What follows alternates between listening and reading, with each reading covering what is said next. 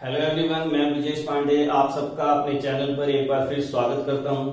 आज हम बात करेंगे स्टूडेंट स्ट्रक्चर ऑफ एटम का बहुत ही इंपॉर्टेंट टॉपिक। और मैं ये कहूँ चाहे भी कोई भी कंपटीशन हो, आईआईटी की बात करो, नेट की बात करो या एनडीए की बात करो, किसी भी कंपटीशन में चलने जाते हो तो ये समझ के चलिए यहाँ से क्वेश्चन आने की प्रोबेबिलिटी बहुत ज्यादा रहती है। क्यों रहती है? ये चैप्टर जब खत्म, ये जब टॉपिक खत्म होगा तो आपको समझ आ जाएगा। इमिशन स्पेक्ट्रा ऑफ हाइड्रोजन की बात करने जा रहा हूं काफी डिटेल में। फिर रेडबर्ग फार्मूला का इस्तेमाल करेंगे हम, how to calculate wavelength, frequency and energy of different series of hydrogen spectra. तो चलो स्टार्ट करते हैं। पिछली वीडियो में स्टूडेंट हमने जो absorption spectra and emission spectra के बारे में डिटेल मैंने आपको बताया था। तो हमने कहा था कि अगर हम एक डिस्चार्ज ट्यूब लेते हैं और उसमें से डिस्चार्ज ट्यूब लेते हैं और उसमें हमने हाइड्रोजन गैस ली और उसमें से जब हम इलेक्ट्रिसिटी पास करते हैं तो रेडिएशन इमिट करता है ये, और उस रेडिएशन को जब हम एक स्लिट में से पास करके प्रिज्म में जब फॉल करते हैं तो इट स्प्लिट इनटू 5 सीरीज। मैं इस पे ज्यादा डिटेल नहीं जा रहा, पिछली वीडियो में बता चुका हूं आपको मैं। तो 5 सीरीज में ये क्या हो जाता है, स्प्लिट हो जाता है। तो मैंने बताया था आपको Lyman series, Balmer series, Paschen, bracket, fund.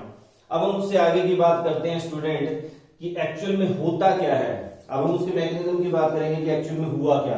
तो जो हाइड्रोजन गैस है, जब हम इसमें से इलेक्ट्रिक डिस्चार्ज में ट्यूब में से जब इलेक्ट्रिसिटी पास करते हैं, मोलिक्यूल हाइड्रोजन एटम में कन्वर्ट हो जाता है। और हाइड्रोजन एटम के अंदर आपको पता है एक इलेक्ट्रॉन पड़ा हुआ है। वो जो एक इलेक्ट्रॉन है स्टूडेंट, वो एक्साइट हो जाता है हायर एनर्जी ऑर्बिटल पे। सपोज करिए ये आपका न्यूक्लियस है, यहाँ पे नंबर ऑफ शेल्स हैं। मैं कंप्लीट नहीं कर रहा क्योंकि सर्कल काफी हो जाएंगे, मगर आप सबने 9th 10th पढ़ रखा है। पहला शेल होता है के, एल, एम, एन, ओ, पी, ये चलते जाते हैं। या हम ये कहें कि इसकी वैल्यू है N1, ये है N2, N3, N4, ये आपने पढ़ रखा है।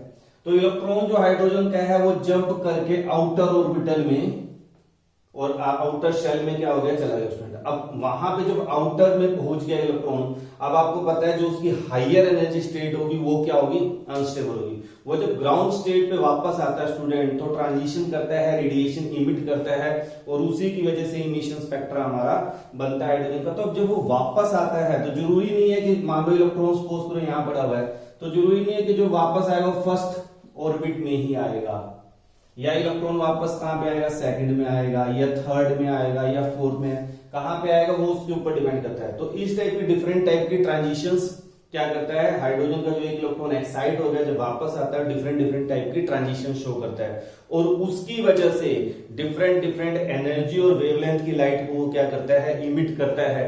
अब उसको कैसे स्टडी करते हैं उसके लिए आज का मेरा ये वीडियो है, जो कि आप लोगों के लिए बहुत हेल्पफुल होने वाला है।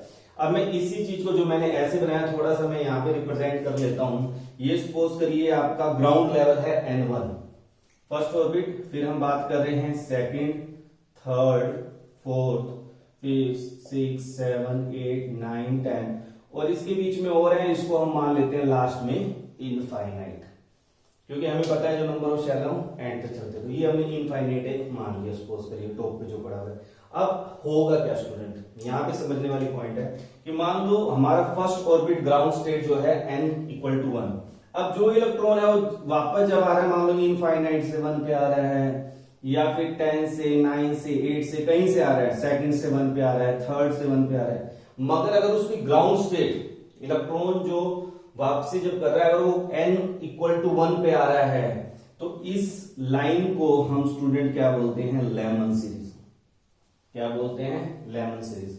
इसमें ये पॉइंट याद रखने वाली बात है कि जो लेमन सीरीज है स्टूडेंट, अभी मैंने जो बात की लेमन सीरीज की, इस ये जो रेडिएशन जो इमिट कर रहा है इसकी जो वेवलेंथ है वो किस रीजन में लाई करती है, अल्ट्रा वायलेट रीजन में। हमेशा याद रखना किस रीजन में लाई करती है, अल्ट्रा।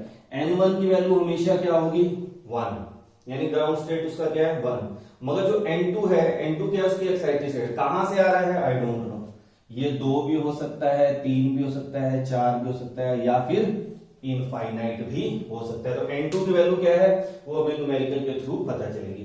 तो N2 क्या होता है, 2, 3, 4 अप टू इनफाइनाइट। इसी तरह आप कहेंगे सर इलेक्ट्रॉन जो है वापसी वो क्या कर रहा है, वो केवल सेकंड पे आ रहा है। कहां से आ रहा है वो आप कोई भी ले सकते हैं, जो ही नहीं मैंने बीच में कुछ मिस कर दी वो भी आप ले सकते हैं। तो जब वो ग्राउंड स्टेट उसकी n इक्वल टू 2 है स्टूडेंट, तो लेमन के बाद आता है बल्मर। तो अब यहां पे समझने वाली बात है कि जो बल्मर सीरीज है आपकी, वो उसकी जब स्टडी करी हमने, फार्मूला भी हम डिस्कस करेंगे बल्मर सीरीज के लिए, तो वो किसमें लाई करता है, विजिबल। हाइड्रोजन की जितनी भी सीरीज है उसमें केवल बल्मर सीरीज है जो विजिबल रीजन में लाई करती है, जिसको हम देख सकते हैं, और किसी सीरीज को नहीं। और बाकी IR UV में है, उनको देख सकते हैं मगर अलग मेथड से। तो N1 की वैल्यू क्या होगी स्टूडेंट, 2, और यहाँ पे N2 की वैल्यू क्या हो जाएगी, आप ये देखिए जो ग्राउंड स्टेट 2 है ना, अब 1 तो हो नहीं सकता, 1 पे जाता तो क्या होता है लेमन। अब 2 को छोड़कर कोई भी हो सकता है, 3 से भी आ सकता है, 4 से भी आ सकता है, 5, 6 अप टू इंफिनिटी। तो यहाँ भी ये याद रखिए, ये क्या होगा, 3, 4, 5, 6, कहां तक, अप टू इनफाइनाइट। इसी तरह हम जब कहेंगे सर, आप कहेंगे सर अब थर्ड पे अगर आ रहा है इसी तरह से, तो जब थर्ड पे आता है लेमन, बल्मर, फिर पाश्चन। ये आपको सीक्वेंस नहीं ब्रेक करनी, ये साइंटिस्ट के नाम पे इनकी सीरीज के नाम है जिन्होंने उसको डिस्कवर्ड किया है, जैसे लेमन, बल्मर, पाश्चन। अगला जब फोर्थ पे आएगा स्टूडेंट, तो वो जो हमारा होगा वो क्या होगा, लेमन, बल्मर, पाश्चन, ब्रैकेट। और जो फिफ्थ पे आएगा स्टूडेंट, कहां से आएगा, वो टॉप से कहीं से भी आ सकता है, उसको हम बोलते हैं PFUND, फंड। और ये सीरीज तो पांचों एक बार में हमने स्टडी कर ली जब हमने सीरीज की। उसके बाद में डिस्कवर हुआ एक और सीरीज जो कि अगर 6 पे आता है, 6 सीरीज हमारे पास क्या है स्टूडेंट, डिस्कवर्ड है इसकी, जिनके वेवलेंथ, फ्रीक्वेंसी ये सब हमने मेजर कर ली। अगर 6 पे आता है उसको बोलते हैं हम फेरे। तो हमारे पास 6 सीरीज हैं। जनरली जो फर्स्ट टाइम में बुक्स में जनरली मिलता है 5 मिलते हैं, ये बाद में डिस्कवर हुआ था यहाँ पे n के। तो अब हम बात करें लेमन, बल्मर, पाश्चन, ब्रैकेट, फंड और हम फेरे। ये हमारे पास स्टूडेंट क्या है, सीरीज है। अब इसमें याद रखना, पहला यूवी विजिबल, ये सारे के सारे क्या है, IR रीजन में लाई करते हैं, मगर जब पाश्चन वो नियर IR, फिर ये IR मिडल में आता है, ये फार IR, और ये भी क्या है, फार IR रीजन में लाई करते हैं। इनकी जो फ्रीक्वेंसी है फार IR में लाई करते हैं। IR का मतलब इंफ्रारेड, UV का मतलब अल्ट्रावायलेट, विजिबल आपको पता ही है। अब पाश्चन के लिए आपको याद रखना है कि N1 की वैल्यू हमेशा क्या होगी, 3, ब्रैकेट के लिए क्या होगी 4, फंड के लिए क्या होगी 5, हम फेरी के लिए क्या होगी 6। मगर जो N2 की वैल्यू है उससे नेक्स्ट, जैसे N3 है तो 3 को छोड़कर 4, 5, 6 up to infinity, 5, 6 up to infinity, 6, 7 up to infinity, 7, 8 up to infinity. तो इस तरह से स्टूडेंट आप N1 और N2 की वैल्यू निकाल सकते हैं। N1 क्या है, ग्राउंड स्टेट है, और N2 क्या है, जहां से इलेक्ट्रॉन क्या कर रहा है, वापसी कर रहा है। मेरे ख्याल से आपको बड़ी अच्छी तरह सारी बातें समझ आ गई होंगी। एक मैंने वर्ड यहाँ पे इस्तेमाल किया है, सीरीज लिमिट। कभी आपसे पूछे सीरीज लिमिट क्या है, तो जो सबसे लास्ट लाइन ऑफ स्पेक्ट्रम है वो सीरीज लिमिट होगी। जब भी किसी भी सीरीज, मान लो आपको कह दिया बल्मर सीरीज, बल्मर सीरीज की सीरीज लिमिट बताओ क्या है, कोई आपसे पूछे बल्मर सीरीज की सीरीज लिमिट क्या है, तो आप कहेंगे N1 की वैल्यू क्या है बल्मर के लिए, स्टूडेंट बताइए फटाफट। आप कहेंगे N1 की वैल्यू है सर 2, ठीक है। अब मैंने सीरीज लिमिट क्या बोला है, last line of the spectrum. तो लास्ट लाइन ऑफ स्पेक्ट्रम में N2 की वैल्यू स्टूडेंट क्या होगी, इंफिनिटी, क्या होगी, इंफिनिटी। तो अगर N2 की वैल्यू इनफाइनाइट है तो उस टाइम पे जो स्पेक्ट्रम होता है उसको हम बोलते हैं सीरीज लिमिट। और लिमिटिंग लाइन कई बार स्टूडेंट कह देते हैं, निकालने को आ जाता है, लिमिटिंग लाइन बताइए क्या है सीरीज की, तब भी आप क्या कहेंगे N2 इक्वल टू इंफिनिटी। इस केस में वेवलेंथ क्या होगी, शॉर्टेस्ट वेवलेंथ कभी आपको निकालने को कह दें, ये बड़ा इंपॉर्टेंट पॉइंट है, कंपटीशन पॉइंट से ध्यान कर लेंगे सारे बच्चे। आपको अगर कह रहे हैं शॉर्टेस्ट वेवलेंथ बताइए किस लाइन की है, तो शॉर्टेस्ट वेवलेंथ कभी भी निकालने को आ जाए तो आप क्या करेंगे, N1 की वैल्यू वो डिपेंड करेगी कौन सी सीरीज है। अगर बल्मर की बात करें N1 2, और N2 हमेशा क्या होगा, इनफाइनाइट। अगर लेमन कर रहे हैं तो N1 की वैल्यू 1, N2 क्या हो जाएगा, इनफाइनाइट। तो जिस भी सीरीज की शॉर्टेस्ट वेवलेंथ अगर आपको निकालने को कह दिया जाए तो N1 की वैल्यू उसकी ग्राउंड स्टेट आप ले लेंगे और N2 की वैल्यू क्या पुट कर देंगे, इनफाइनाइट, ये शॉर्टेस्ट वेवलेंथ आ जाएगी। और अगर आपको कह दे कि लॉन्गेस्ट वेवलेंथ कैलकुलेट करो किसी भी सीरीज की, तो याद रखना स्टूडेंट, मैं आपको फार्मूला बता रहा हूं, बड़ा इंपॉर्टेंट। और मैं कह रहा हूं कि इस वीडियो के बाद आपको इस टॉपिक से रिलेटेड कुछ भी कहीं से पढ़ने की जरूरत नहीं है। अगर कोई कहते हैं हाईएस्ट वेवलेंथ बताओ, हाईएस्ट या फिर लॉन्गेस्ट वेवलेंथ, अब जिस सीरीज की बात कर रहा है स्टूडेंट उसके अकॉर्डिंग जवाब होगा। जो भी n1 की वैल्यू है, n1 की वैल्यू, n2 की वैल्यू क्या हो जाएगी n1+1। आपके के साथ थोड़ा सा और क्लियर करिए। मान लो मैं आपको कहता हूं लेमन सीरीज के लिए आप मुझे हाईएस्ट वेवलेंथ या लॉन्गेस्ट वेवलेंथ की वैल्यू कैलकुलेट करो, बस केवल इतना क्वेश्चन आ गया। तो जब इतना कह दिया तो लेमन के लिए मुझे पता है n1 क्या है 1 है स्टूडेंट, तो n2 क्या हो जाएगा 2, मैंने क्या किया 1+1। सपोज कर दीजिए पास्चन की बात कर रहा हूं, वो कह रहा है पास्चन सीरीज है, ठीक है। अब पास्चन सीरीज के लिए वो कह रहा है बताओ क्या होगा, तो मुझे पता है n1 की वैल्यू क्या है 3, तो अब मैं n2 की वैल्यू स्टूडेंट क्या पुट करूंगा 4, उससे नेक्स्ट वैल्यू जस्ट, तो वो हमारी क्या होगी हाईएस्ट और लॉन्गेस्ट वेवलेंथ की वैल्यू होगी। फ्रीक्वेंसी क्या होगी कम होगी, एनर्जी भी क्या होगी कम। अब आप कहेंगे सर ऐसा क्यों हो रहा है, तो आपने ध्यान दिया हो तो जो मैंने डायग्राम बना रखा है इसमें थोड़ा सा समझने वाली बात और भी है कि आप ध्यान से देखिए, मैंने इनके बीच में एनर्जी गैप क्या करता जा रहा हूं, धीरे धीरे कम करता जा रहा हूं। इसीलिए जब ये इनफाइनाइट के पास होते हैं तो अप्रोक्सीमेट आपस में मर जाते हैं, इनके बीच में एनर्जी गैप कुछ भी नहीं बचता, ऑलमोस्ट ये सारे कंटिन्यूटी में हो जाते हैं। कंटिन्यूम वर्ड इस्तेमाल किया जाता है वहां पे, वो चीज स्टेज यहाँ पे क्रिएट हो जाती है। सॉरी, तो आपको समझने वाली बात है कि अगर मैं यहाँ बात करूँ सबसे ज्यादा ट्रांजिशन एनर्जी n1 और n2, तो यहाँ पे एनर्जी गैप ज्यादा है, ठीक है ना, समझ रहे मेरी बात। और फिर यहाँ पे, और अब तो अगर कोई यहाँ से अगर यहाँ पे आ रहा है तो आप देख सकते हैं एनर्जी क्या है बहुत ज्यादा है, तो वेवलेंथ क्या हो जाएगी शॉर्टेस्ट। और सबसे हम अगर एक पर्टिकुलर ट्रांजिशन की बात करें तो सबसे कम कौन सी ये, तो ये हमारी क्या होगी लॉन्गेस्ट वेवलेंथ आ जाएगी। तो किसी भी सीरीज की जो बात करें तो सबसे कम एनर्जी का ट्रांजिशन उसकी कौन सी होगी नेक्स्ट पे, n1 1 है तो n2 2, ये अगर बल्मर सीरीज ले रहे हैं तो ये, अगर अगली हम किसकी पास्चन की बात करें तो ये हमारा क्या होगा हाईएस्ट वेवलेंथ आ जाएगी, क्योंकि एनर्जी गैप क्या है कम है, तो एनर्जी कम है तो वेवलेंथ ज्यादा होगी। बिल्कुल सिंपल सी बात है, इसमें कोई क्राइम करने की जरूरत ही नहीं आपको। तो आप इस तरीके से क्या कर सकते हैं याद कर सकते हैं। अब क्वेश्चन राइज होता है न्यूमेरिकल, आप देख सकते हैं मैंने लिखा हुआ है, मगर इन न्यूमेरिकल को निकालेंगे कैसे। अब डिफरेंट डिफरेंट जो हमारे पास सीरीज है स्टूडेंट, अब इनकी वेवलेंथ कैसे निकालते हैं, फ्रीक्वेंसी कैसे निकालते हैं, तो उसके लिए साइंटिस्ट ने क्या किया स्टूडेंट फार्मूले बनाए। सबसे पहले बल्मर फार्मूला दिया गया, बल्मर ने पहले फार्मूला दिया। बल्मर ने क्या फार्मूला दिया स्टूडेंट, उसने केवल विजिबल रीजन यानी बल्मर सीरीज के लिए केवल बात की, बल्मर ने केवल बल्मर सीरीज के लिए बात की। तो फार्मूला क्या दिया गया कि वेव नंबर इक्वल टू 1/λ, ये तो हमें पता ही है, wave number is reciprocal of wavelength. और इसके बाद इक्वल टू क्या हो गया r 1/n1 square minus 1/n2 square. ये फार्मूला स्टूडेंट हाइड्रोजन के लिए दिया गया, हाइड्रोजन स्पेक्ट्रम के लिए बल्मर, इसे बल्मर फार्मूला भी कहते हैं। यहाँ पे इनने क्या पुट किया, हमें n1 n2 की वैल्यू पता ही है, n1 की वैल्यू क्या है 2 स्क्वायर, और n2 की वैल्यू हमने जो भी वैल्यू ले रखी है उसके अकॉर्डिंग देखें कहां से रखो, n1 तो फिक्स ही है 2 का स्क्वायर n2 का स्क्वायर। मगर बाद में इसी के ऊपर रेडबर्ग ने काम किया और उसने कहा ये फार्मूला केवल इसी के लिए नहीं है, इसी फार्मूले को लगा हाइड्रोजन की किसी भी सीरीज की हम वेवलेंथ, वेव नंबर, और अगर मैं वेवलेंथ पता है तो मैं फ्रीक्वेंसी निकाल सकता हूँ, फिर हमें एनर्जी भी निकाल सकता हूँ प्लैंक कांस्टेंट का इस्तेमाल करके। तो हम अगर हमें वेव लेंथ पता चल जाए तो अगर मुझे फ्रीक्वेंसी निकालनी है तो स्टूडेंट आपको पता है न्यू क्या होता है c/λ, तो फ्रीक्वेंसी निकाल ली। एनर्जी निकालना चाहता हूँ E = h न्यू, यहाँ पुट कर दिया, या फिर मैं डायरेक्ट निकाल सकता हूँ sc/λ, तो मैं डायरेक्ट एनर्जी भी निकाल सकता हूँ। तो यानी रेडबर्ग फार्मूले के बाद हम वेवलेंथ, फ्रीक्वेंसी, वेव नंबर ये सब चीजें कैलकुलेट कर सकते हैं। तो जो रेडबर्ग ने फार्मूला दिया वो थोड़ा सा मॉडिफाई किया और उसी के अंदर थोड़ा सा क्या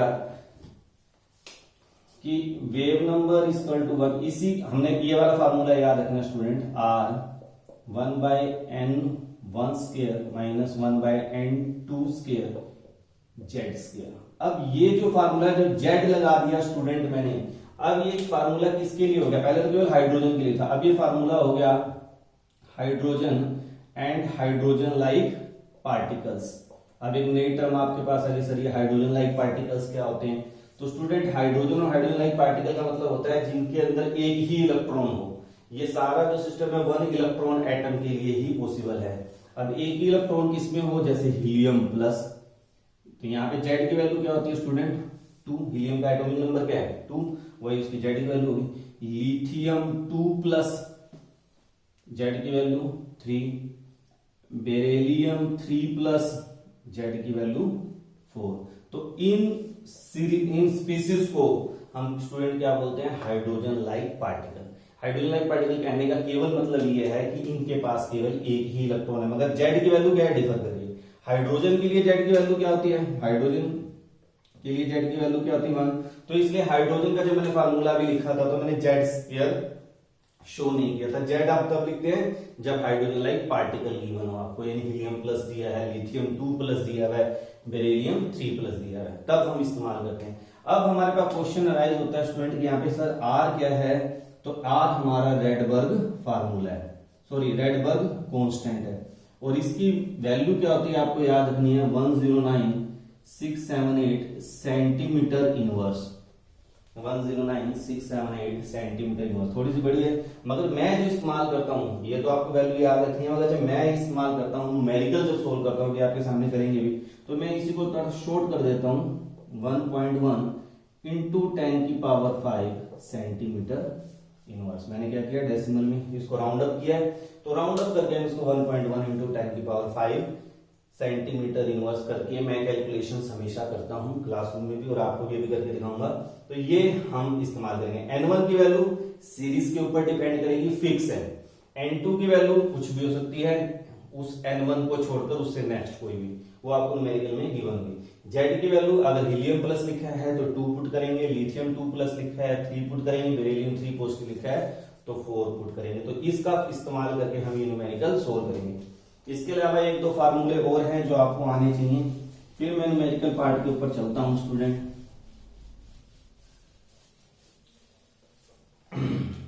अब क्या याद रखने वाली बात है आपके लिए और इंपॉर्टेंट, कभी कई बार आ जाता है, calculate number of spectral lines. Number of spectral line calculate करो, कितनी स्पेक्ट्रल लाइन प्रोड्यूस होंगी। सपोज करिए कि मैं कह रहा हूं यहाँ पे N1 = 1 है, ये 2 3 4 5। अब मैंने कहा एक इलेक्ट्रॉन फिफ्थ से जम कर है, कितनी स्पेक्ट्रल लाइंस हो सकते हैं, आपने सर फिफ्थ से 1 पे आ सकता है, एक फिफ्थ से 2 पे, फिफ्थ से 3 पे, फिफ्थ से 4 पे, ये हो सकता है। फिर मैं कहूंगा अच्छा ये भी तो हो सकता है 4 से 1 पे, ठीक है, 4 से 2 पे, 4 से 3 पे, फिर आपने हाँ जी सर ये भी हो सकता है, फिर 3 से, फिर ये। तो इस तरह मैं number of spectral lines calculate कर रहा हूं। अब इस तरह कैलकुलेट करने में स्टूडेंट काफी क्या लगता है, टाइम लगता है। तो हमको कोई शॉर्टकट फार्मूला बताना चाहिए। मान लो मैं कह रहा हूं number of spectral line when electron jump from n = 5 to n = 1। Calculate कर लेते हैं, क्या फार्मूला होता है, सिंपल सा, n × n-1/2।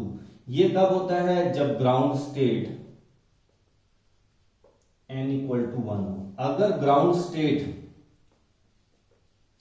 n = <1 हो, तब फार्मूला स्टूडेंट क्या लगाना है, अपने ध्यान से लिख लीजिए। दो ही फार्मूले इस्तेमाल करते हैं, n2 - n1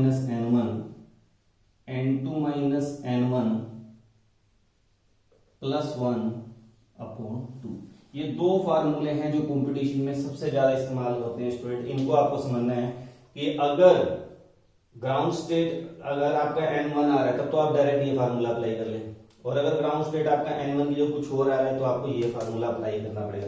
आप सर जरा सोल्व करके दिखाइए। यस करते हैं। अब इसमें जैसे मेरे को ग्राउंड स्टेट 1 ही है तो मैं डायरेक्ट 5 ही लूंगा, खाली 5 × 5 - 1/2। तो ये क्या आ जाएगा, 20/10। तो मेरे पास 10 लाइंस आनी चाहिए, ठीक है। अब यहाँ ध्यान से देखिए, एक यहाँ पे लास्ट रह गया था, ये 2 से 1, तो आप गिन सकते हैं यहाँ पे 3 4 5 6 7 8 9, ये सो यहाँ पे हो चुकी है। एक मिनट गिनिए, 4 3 7 5, एक लाइन कौन सी रहेगी स्टूडेंट, ध्यान से देखिए, 3 4 2, 3 से 2, ये वाली मैंने लाइन यहाँ पे मेंशन नहीं की है। तो अब टोटल नंबर ऑफ लाइंस आप देख सकते हैं कितनी आएगी, टाइम। मगर वही बात है, इसमें इतना टाइम लगाने से अच्छा मैं डायरेक्ट फार्मूला निकाल लें। अब सपोज करिए यही क्वेश्चन अगर ऐसे आता है n = 5 to n = 2, अब मैं फार्मूला क्या अप्लाई करूंगा, अब मैं ये ऊपर वाला फार्मूला अप्लाई नहीं करूंगा। अब मुझे क्या करना है, बिल्कुल सिंपल सा फार्मूला, n = अब मैं ये करूंगा 5 - 2 + 1/2। तो क्या हो गया, 3 × 4, और ये क्या हो गया स्टूडेंट 6, तो केवल क्या आएंगी 6 लाइन आएंगी। आप करके देख लेना, जैसे मैंने आपको पिछले को करके देखा है। तो नंबर ऑफ स्पेक्ट्रल लाइंस कितनी आ रही है 6। बहुत इंपॉर्टेंट क्वेश्चन है। अब हम आते हैं अपने क्वेश्चंस पे जो मैंने यहाँ पे मेंशन कर रखे हैं। मैंने आपको सारे फार्मूले और सारे डिटेल में आपको बातें बता दी। अब उसकी प्रैक्टिस करते हैं, क्योंकि बिना प्रैक्टिस के कोई चीज नहीं आती। तो चलिए स्टार्ट करते हैं स्टूडेंट। सबसे पहला क्वेश्चन, अभी जस्ट मैंने आपको फार्मूला बताया, when electron jump from n = 4 to n = 1 hydrogen state number of spectral line will be. तो आप कहेंगे सर क्योंकि ग्राउंड स्टेट n = 1 है तो हम डायरेक्ट फार्मूला लगा लेते हैं, n × n - 1 अपॉन 2। तो क्या हो जाएगा 4 - 1 अपॉन 2, तो 6 आ जाएगा हमारा आंसर। ठीक है ना। अगर यहाँ पे n की वैल्यू कुछ और होती तो हम उसके अकॉर्डिंग इस क्वेश्चन को स्टूडेंट सोल्व करते। अगला क्वेश्चन देखिए क्या student, what will be the longest wavelength in Balmer series. अब यही पॉइंट है समझने वाला, इस टाइप के क्वेश्चंस आते हैं। आपको क्वेश्चन आ गया लॉन्गेस्ट वेवलेंथ। अब मैंने आपको बता रखा है स्टूडेंट, अगर लॉन्गेस्ट वेवलेंथ आ जाए तो जो n1 क्या होगा। अब क्या दिया हुआ है ध्यान से देखिए यहाँ पे, बल्मर सीरीज। अब बल्मर सीरीज के लिए n1 की वैल्यू क्या होती है, फिक्स है 2। तो जो n2 होगा वो मैंने आपको बताया था n1 + 1 हो जाएगा, जब आपको क्या कहा हो लॉन्गेस्ट वेवलेंथ। अगर शॉर्टेस्ट कह रहा है तो n2 इंफिनिटी हो जाएगा। तो बस अब ये n की वैल्यू 2 है तो ये क्या आ जाएगा 3। अब हम फार्मूला इंप्लीमेंट करते हैं। हमें पता है 1/λ = r 1/n1² - 1/n2²। तो लगा दीजिए फार्मूला 1.1 × 10⁵ 1/n1 की वैल्यू कितनी स्टूडेंट 2 का स्क्वायर क्या हो जाएगा 4 -1 ये 3 है, 3 का स्क्वायर क्या हो जाएगा 9। और जब मैं एलसीएम लूंगा तो स्टूडेंट आप ये सारा खुद देख लीजिए, सोल्व कर लेंगे। 9 में से 4 क्या 5/36 हो जाएगा, 5/36 आ जाएगा आपके पास। ये आ गया 1/λ। मगर मुझे तो लैम्डा निकालना है, तो लैम्डा क्या हो जाएगा स्टूडेंट 36/5.5 × 10⁵। और इसी को अगर मुझे सोल्व करना है तो मैं क्या कहूंगा 360/55 × 10⁻⁻5। अब आपने सर यहाँ 360 कैसे आ गया, मैंने इसका डेसिमल हटाया, 1 0 ऊपर लगा दिया। अब इसको थोड़ा और सिंप्लीफाई कर लेते हैं 1, तो 5 से कितने पे जाएगा 7 पे गया 2 72। अब इसको सोल्व करेंगे कितने पे जाएगा 11 6 66, कितने बच गए 6, तो 11 × 5 = 55। फिर कितने गए स्टूडेंट 5 और 0 हो गया तो 11 4। तो हमारे पास ये वैल्यू आ गई 6.54 10⁻⁻5। ये किसमें आई है सेंटीमीटर। क्यों आई है, क्योंकि ये वैल्यू जो मैंने पुट किया सेंटीमीटर इनवर्स में पुट किया, तो ये सेंटीमीटर आ गया। इसी को मैं ऐसे कह सकता हूँ ये डेसिमल में आगे आता हूँ 654 × 10⁻⁻7 सेंटीमीटर। और 10⁻⁻ सेंटीमीटर किसके इक्वल होता है स्टूडेंट नैनोमीटर। तो 654 नैनोमीटर आपका क्या आ गया आंसर आ गया। जो मैंने मेंशन कर रखा है यहाँ पे 656 कर रखा है, ये बिल्कुल एग्जैक्ट है तब जब आप r की वैल्यू क्या लेंगे 109678। तो उतनी कैलकुलेशन राउंड अप में हम करते ही हैं। आपको पता है कंपटीशन में इतना ही लेके चलते हैं हम कि बिल्कुल एग्जैक्ट लेके चल रहे हैं। मगर आप वो करना चाहें तो वैसे गलत कोई बहुत ज्यादा वेरिएशन नहीं मिलेगा आपको, एक दो डिजिट का केवल वेरिएशन आपको मिलेगा। नेक्स्ट न्यूमेरिकल को देखते स्टूडेंट ध्यान से। तो हमारा नेक्स्ट न्यूमेरिकल क्या है, द फ्रीक्वेंसी ऑफ लाइट। अब ये मैंने एमसीक्यू की फॉर्म में दे रखे हैं जो कंपटीशन में आए हुए हैं, ये नीट एग्जाम में आया हुआ है क्वेश्चन। अब तो किस तरह से आते हैं वो भी आपको मैंने डायरेक्ट प्रैक्टिस के लिए दे दिए। The frequency of light emitted for the transition n = 4 to n = 2 of helium plus आ गया स्टूडेंट, ध्यान देने वाली बात है हीलियम प्लस।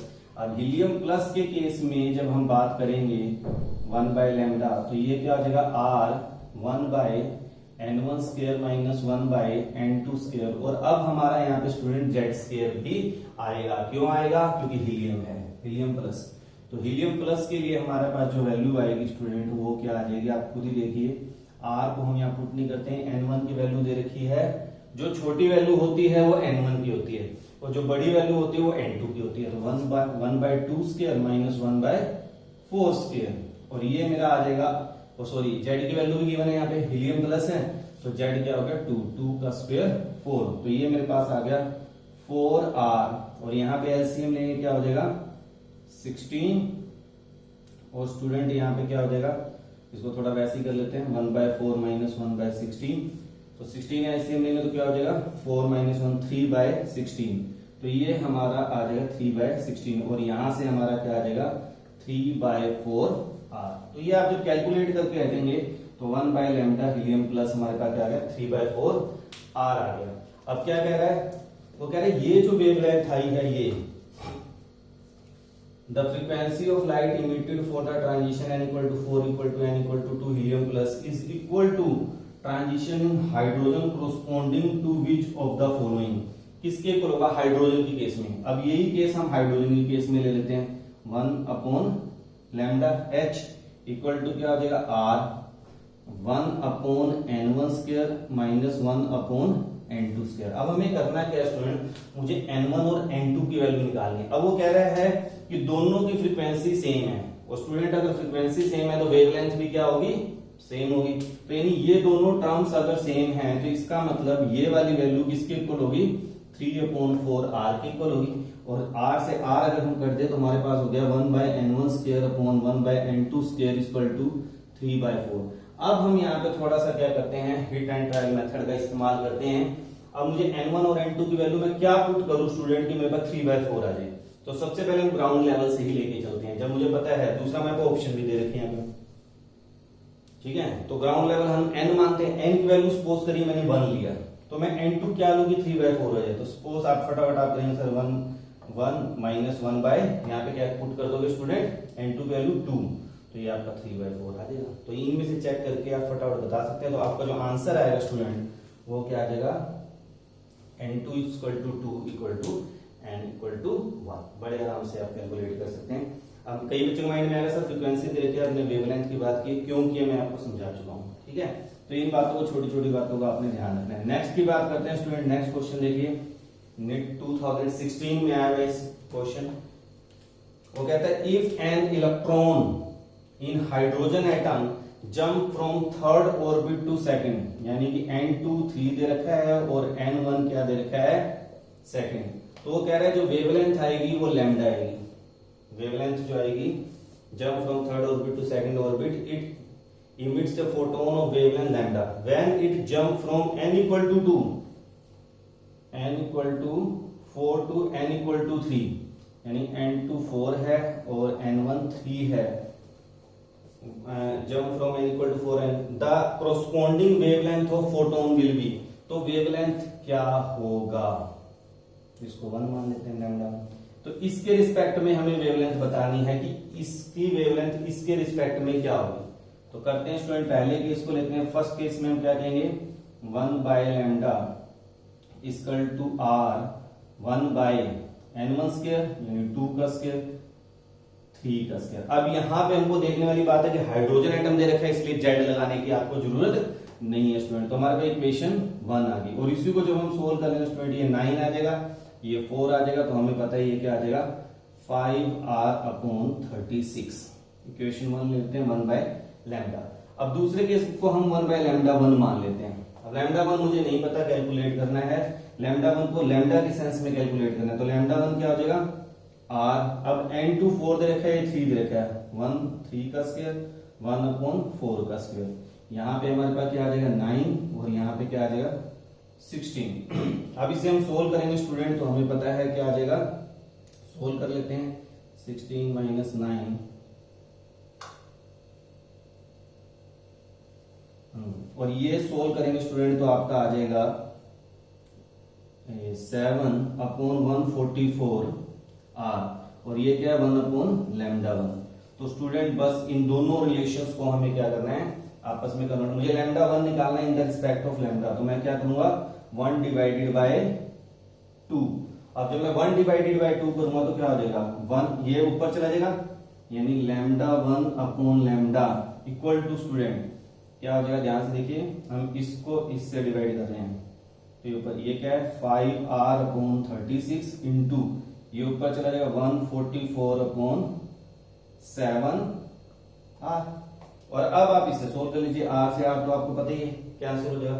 और जब आप इसको स्टूडेंट पूरा सोल्व कर लेंगे, कर ही देते हैं चलो, तो ये कितने पे कटेगा 36 है 72 ये कटेगा 4 पे, तो ये आ जाएगा आपका 20/7, लैम्डा 1 इक्वल टू लैम्डा, और लैम्डा 1 क्या आ जाएगा 20/7 लैम्डा।